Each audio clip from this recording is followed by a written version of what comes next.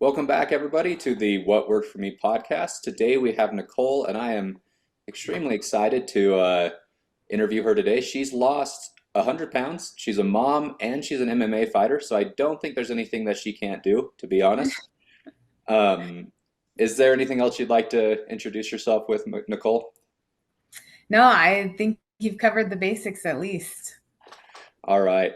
So we're going to start talking about your weight loss journey, and we'll get into that. But I always like to start at the very beginning. So before you lost all of the weight, where were you at? How did you find yourself gaining the weight in the first place?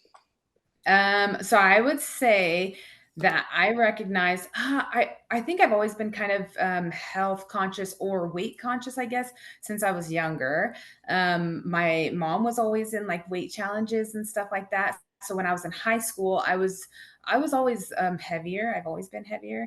And it has to do a little bit with the accessibility of food that we had at the time. My parents had a truck stop, and so I just had accessibility to eat whenever I wanted to. And then Probably not the also, best options if it's a truck stop. That's probably hard. yeah, we did also have a restaurant, so there was options. Like I could do salads and good food, but I just chose the not great food. Like I'm just a big candy person. And so it's been since then. So I think it was my senior year was my first time that I tried losing weight, and I started around like 190, 198. I think it was close to 200 pounds, and it kind of like freaked me out because I was like, I'm still in high school, like I'm almost 200 pounds. I don't think that it was that big of a deal now that I look at it, but anyways, just the weight in general was big for me. So I was like, okay, I'm going to join this weight loss challenge with my mom. I ended up losing about 30 pounds because it was like from 198 to 168, Okay. and that was in my senior year. Uh, and then after that, I graduated high school, and then kind of I went to college, and I was just kind of doing whatever. I wasn't really working out or anything like that. Um, and so it was just never, I always thought like I'm pretty active. Like I can get up and go. Played volleyball in high school, volleyball, softball, and basketball. And so I was pretty active in high school. So I didn't think that I needed to do more than that. So when I left high school and I had already lost all that weight, I didn't think anything about continuing on with my workouts and exercise and that kind of stuff. So I did gain weight back. I think when I was married, how long ago? So I was married, 2 years after I graduated high school. And so I was 20 when I got married, and I was up to like 200 pounds again. I had gained all the way back. And then I had started having kids. I've always been active. So I think my excuse as my weight started creeping up, I was like, oh, I can still do these things. I was still playing volleyball just on the side on the weekends, whatever. Whenever my friends would be like, hey, let's play pick up volleyball, then I would go and play volleyball, things like that. But it wasn't like I was um, intentionally working out. I would work out here and there, maybe once or twice a week. But my weight started slowly creeping up. I played rugby in college at UVU, and I was at that time about 220 when I started playing rugby. And I ended up losing about 30 pounds because then I dropped back down to 180. So I have this like back and forth Just yo kind of yo that of like, yo-yo thing yeah. that's happening. And then 2 seasons into rugby, I got pregnant. And so then I had my first, and I still tried to do travel, couldn't do it because I just couldn't do it with the newborn. Ended up having my second and third baby. And by that time, I had gotten up to like 268 is how much I weighed at the end of my third pregnancy. And at that time, I was like, I still thought in my mind, like, I'm capable of doing things, I'm capable of being active, but I just didn't feel good. I didn't feel excited about doing things because I was always, I don't know, like a little bit embarrassed about how big I was. Um, so I just, yeah, I started thinking about where I wanted to be, and I was like pinning all these really cool workouts and all these women's whose bodies I wanted to have. And that's when it kind of like stuck for me, where I was like, I'm going to be active. I started at that time working out, just body weight stuff, no in the gym things. I did a 12-week program. Um, I'm trying to think. So yeah, I did a 12-week program that they gave me my meal plans and my workout plans. Followed that to a T. We progressively went from just body weight workouts to in the gym workouts. And then ever since then, I've stuck with it. I work out about 5 days a week in the gym, weight training. And then I've since then included MMA. And so I'm training jujitsu and kickboxing as well. That's anywhere from 3 to 7 hours a week. It just depends on what I have time for. But now I've had my fifth child. So after my third child, lost a lot of weight. I went down to I think after I had my third child, I went from the 268 all the way down to like 180, and then I had my fourth, and then So let's uh, let's zoom in on that for just a little bit. So during that process, that's a lot right there. So that's yes, 80 pounds. It sounds like 80, 90 pounds if I just did the math right in my head. yes. Was that all, how long did that take you? I assume that was more than the 12 weeks. Oh Right. yeah. So over time, I would say probably from the time that I had my third to the time that I had my fourth, probably I don't know about 2 years ish Okay. is what it took me to lose the 80 pounds. So getting into that, something that jumps out to me immediately is how much different is it having a baby or being pregnant starting at 180 versus 260 or 250? Is there a lot of difference in that? Oh yeah, definitely.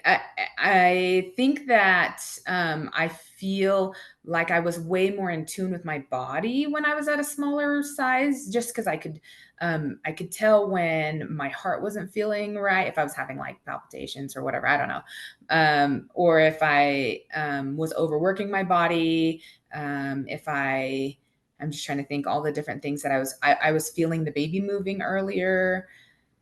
um yeah, I wasn't having as much pain. I think with my third I had a lot of like abdominal pain, and then for my fourth and fifth I didn't have as much.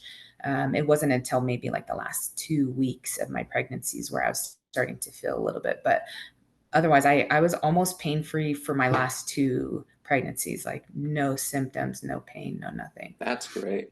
I bet that was a really welcomed change. So Yes, sure. just making sure the story's right. You lost about 80 pounds. You got pregnant again. There's always some weight gain with pregnancy, but then it sounds like so after the fourth pregnancy, did you continue to lose weight again? What happened then? Yeah. Yeah, so after my fourth pregnancy, like I said, I got down to 180 before, and I gained it back. I think I got back up to 220 after my fourth. And then I was like, I need to get back into it. That's when I so I did a weight loss challenge with my family. I really, throughout all of this time as I'm losing weight, I've really tried everything. Like I tried Whole30, I tried the Atkins diet, um, I've done the meal plans and the weight training plans. I've done keto. I really have tried like Sounds everything in like it. between. Um, but then after my fourth, I was starting to understand a lot more how macros and micronutrients work for your body. And so that's when I was starting to be more conscious of my macros. And so I went from 220 at the end of my fourth pregnancy, dropped down to about 180. And then that's when I found Agima, the gym that I'm currently training out of, and I started training there. And I was like, I'm fighting, so let's find a good fight weight. And then I I found out actually that the highest women's weight class technically is 145. And at the time I'm 180. And so in my mind, I was like, how am I going to get down to 145? I think I'm fine at 180. But then throughout that time, I worked with trainers, and I was working with some family members who run their own fitness programs and things, and they were able to write me up some meal plans, things like that, and help me get into shape for my fights. And I unfortunately never actually made the 145. The lowest I got was 152 officially for my weigh-ins for my most recent fight, which was, I think it was April of 23. And then I got pregnant again, had a baby, and now I'm working back getting back for to into it. take another fight. So Yeah. getting ready for, because we'll say 150, that put you at over 100 pounds down. That was 110, 115-ish. What does your training look like getting ready for the fight? I'm sure it ramped up a decent amount compared to what you were doing before. Oh, tons. Because of the I don't recommend doing what I did for weight loss for camps only because it's better to start at a closer weight, closer to your fight weight.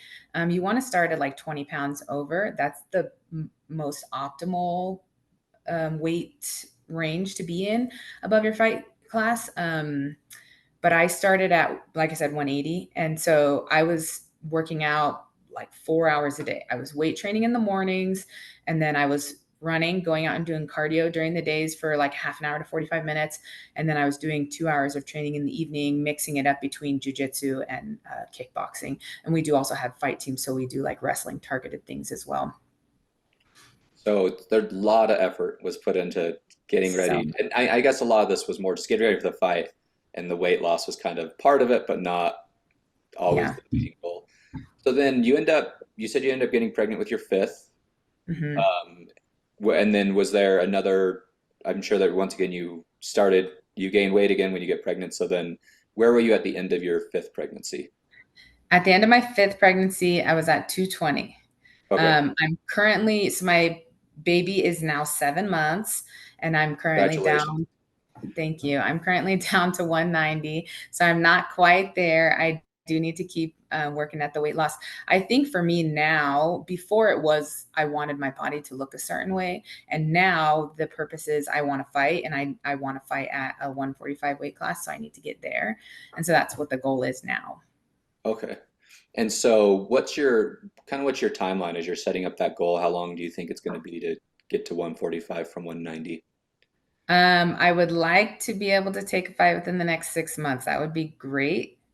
Um, but again, I think after having a baby, I think the biggest side effect from it is, and one thing as women that we have to deal with is the hormone imbalance and things that are coming back from a baby. You just have to let your body readjust, and sometimes it can take up to a year for those hormones to like rebalance themselves. So the weight loss might not be as easy as it is when you're far out from a baby, or if you've never had babies, or So listening to your story, something that has amazed me is you've handled regain really well. Like you said yourself, it hasn't really been a straight shot. It's been down and back up and down and back up. How have you approached that psychologically, where you've been able to handle that and not just give up when you see, your goals start kind of slipping the other direction? I would say my biggest um, coping skill for that is being able to review my progress. I think in every stage I've always taken pictures of myself, and I keep pictures at my biggest whenever I'm starting to like be more conscious of losing weight intentionally. I'll take a picture. I'll take a picture then, and then once a month or every so often, I did the 75 hard program as well before, and so that one requires you to take pictures every day. So there's things like that where it's influenced me to take pictures to show your progress, because sometimes the scale doesn't move at all, but you look at pictures from the start of your program to the end of your program, and you're like, man, look at the difference in my body. I've changed here, I've changed here. But body, the pictures and measurements has really been what has helped me along, because um, I can see the definition in my muscles. I can feel the way my clothes fit, even though, like I said, the scale may not change. It's the seeing my progress and seeing where I used to be and being like, I'm nowhere close to where I used to be. So as long as we keep moving forward, I think that's what's helped me a lot is being able to look back and be like, I'm so grateful for the progress that I've made, and I'm going to keep making progress. I really like that because I do think it's important to keep weight in like the peripheral of your goals, but not hyper focus Mhm. Exactly. on it. So one of the things that I love to ask people is during this entire time, what do you think were some of your biggest mistakes that if you could go back, you would avoid? I think for me, it is definitely the comparison. When I see where other people are, like I said, I used to create this pin board of all these girls and their workouts, and I used to be like, man, I want a body like this, and I want a body like this, and so I'm comparing them to where I'm at, And that is what would get me down at the time.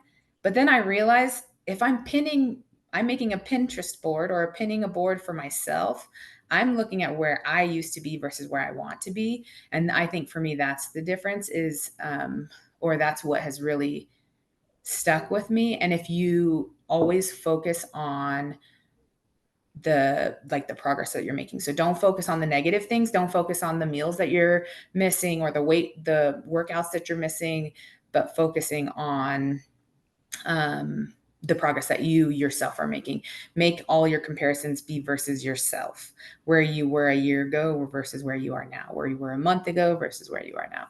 I think that was a mistake that I made that I would probably not want to make again. Also, knowing that to give yourself grace, like let yourself know that it's okay to make those mistakes.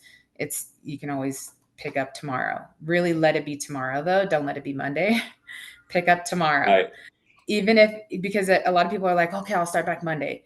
Don't start back Monday. Do it tomorrow. In my case, anytime I ever put it off till Monday, it was always not this Monday. It's going to be next Monday. So let it be tomorrow that you start back. So I think Right. those are things that I've learned. One other thing, I am amazed with the fact that, I mean, you have 5 kids, you have a family, and you are probably one of the most time consuming sports there is, MMA. If anyone's ever trained in MMA, they know it takes a ton of time to prepare for a fight. How do you balance your time? I have been super, super blessed to have a great support system between my husband, his parents live really close by. I have family that lives close by as well. And so at different times, I've been able to utilize my support system to watch my kids, to schedule things around so that my kids still get to do fun things. We all get to still do fun things. But then I can also take my time. My husband is super supportive in the fact that he knows that MMA is a passion of mine. It's something that I really am planning to pursue professionally. And because of that, he supports me 100%. And so when I say, hey, I'm going to practice tonight, he's like, okay, what do you need me to do? That's really his response to me. And it's been a huge, like, burden lightening thing to have a partner that is like willing to support me in that way. So I think that's what helps me manage my time. Also, we do have a really good like schedule down. We have the kids know when they wake up in the morning for school, weekdays. I'm always at the gym early morning because I have to get up and get my workouts in before the kids get up. I also work. I work full time, and so I Holy have to cow. get my yeah, I have to work out before my workday starts. And then the kids know what to do. My kids are all old enough now that they get up, they get themselves ready, they pack their own lunches. I get them out the door, and then I start my workday. For my lunch break, that's when I would do my cardio if I'm in camp. And then in the evening times, my husband works, but he works from home. And this has been a blessing for us as well that he works from home. So he's at home to manage the household at nighttime so that I can go to training. So there's been a lot of things in play, not only organizationally, but supportively and like work wise that we've been blessed with that helps me do what I do. That's amazing. You're juggling a lot. I didn't realize you were working full time as well. Yeah. That's incredible. Do you work from home as well, or do you work? So 50-50. I work some from home, but I work with the state of Utah, and so half of my job does require me to go to different sites. So it's about 50-50. So half my day I'll go out and visit, and then half the day I come in and work on documentation, but I work at my office is at home. So I'd love to ask you this. Honestly, traveling and at home, in my experience, have been some of the hardest things people have with creating a good food environment. So how are you? I see a smile there. So Yes. how have you been able to, be consistent with nutrition when you're involving traveling for work and then also having to work from home and just navigating those situations? No, those are great questions. I think at home, I do keep a variety of snacks at home that are um, they go with whatever my nutrition is at the time. If I'm trying, like right now, I'm really trying to pack in my protein. But I do it in ways, I'm making sure that my protein's available in ways that are enjoyable to me. So if I like to have some candy or something sweet, I do have these like proteins type no bake cookies that I make. I also have protein bars that are like a chocolate bar. And then I keep everything else is like for snack wise, my kids, it's all for their lunches, and I know it's for their lunches, and I know it's not great for my body. So I just don't eat it. I also try and buy things that I don't like. So if I buy them snacks and treats that I don't like, then I won't eat it. So it's things for them, but it's not for me. So I just don't eat it. So I can't keep Airheads in the house because those are my favorite candy. And my kids love those as well, but I can't keep those because I will eat them. So Right. I try to avoid snacks in the house that are things that I enjoy, so then I'll avoid those. If I'm traveling for work, I usually pack snacks and then I'll eat when I get home. If I do need to eat on the road because it's a whole day thing, then I'll just make sure I stop at somewhere like Cafe Rio or Chipotle or something like that, where I can pick something that's like a salad with protein in it or something like that, or Zupas or whatever. So something that I know goes within my macros, and I'm kind of sticking towards that. I can, if I plan it out well, then I'm really good at sticking to that. If I forget to plan, then I am guaranteed to not follow what I'm supposed to be eating. So it's really the planning ahead that helps with work travel. And you brought up macros again. I think I kind of passed over this. Are you still currently basing everything off macros? Do you use an intuitive approach ever? How do you plan your meals? So I kind of plan my meals by macros.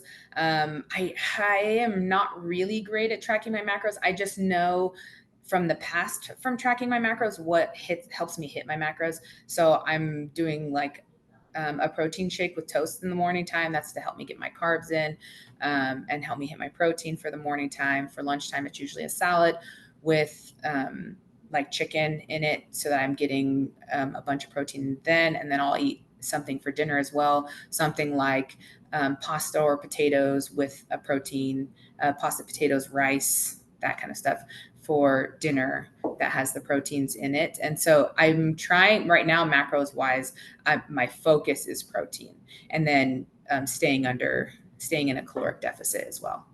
Okay, so kind of keep your protein high and then fluctuate everything else based off training and life and Yeah. all that type of stuff. So I am truly impressed by your story so far, the fact that you're able to balance all this. I think a lot of people who are listening may be, at the beginning of their journey and not quite as far in as you. If you were going to give someone just one tip at the start of trying to take control of their life, what do you think that'd be? My number one tip is to don't quit. Like, really seriously, if nothing else, don't quit. You are very, very much worth the time and effort that it takes to improve your life in any area of your life, not just fitness, but in all areas. Like, you're worth it. So don't quit. The only time you fail, a lot of people are really hesitant to start because they don't want to fail. The only time you fail is when you stop trying.